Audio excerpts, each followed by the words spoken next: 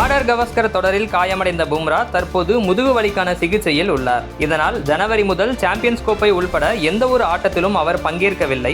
இந்நிலையில் காயத்திலிருந்து முழுமையாக குணமாகாததால் மார்ச் மாதம் வரை பும்ராவால் மீண்டும் கிரிக்கெட் போட்டிகளில் விளையாட வாய்ப்பில்லை என கூறப்படுகிறது.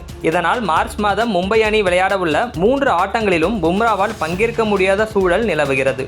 இது மும்பை அணிக்கு பலத்த பின்னடைவாக அமையும் என எதிர்பார்க்கப்படுகிறது. முழுமையான உடற்தகுதியை அடையும் பட்சத்தில் ஏப்ரல் முதல் வாரத்திலிருந்து மும்பை அணியில் இணைந்து IPL ஆட்டங்களில் பும்ரா மீண்டும் விளையாடுவார் என்றும் தகவல்கள் தெரிவிக்கின்றன. முதுகுவலி காயம் காரணமாக மார்ச் 2023இல் அறுவை சிகிச்சை மேற்கொண்டார் பும்ரா.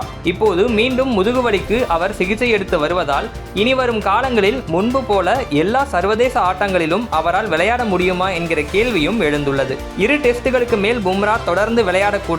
மீண்டும் முதுகு பகுதியில் அறுவை சிகிச்சை செய்த அதே இடத்தில் பும்ராவுக்கு காயம் உண்டானால் பிறகு ஒட்டுமொத்தமாக விளையாட முடியாமல் கூட போகலாம் என்று பும்ராவுக்கு எச்சரிக்கை விடுத்துள்ளார் நியூசிலாந்து முன்னாள் வீரர் ஷேன் வார்ன்.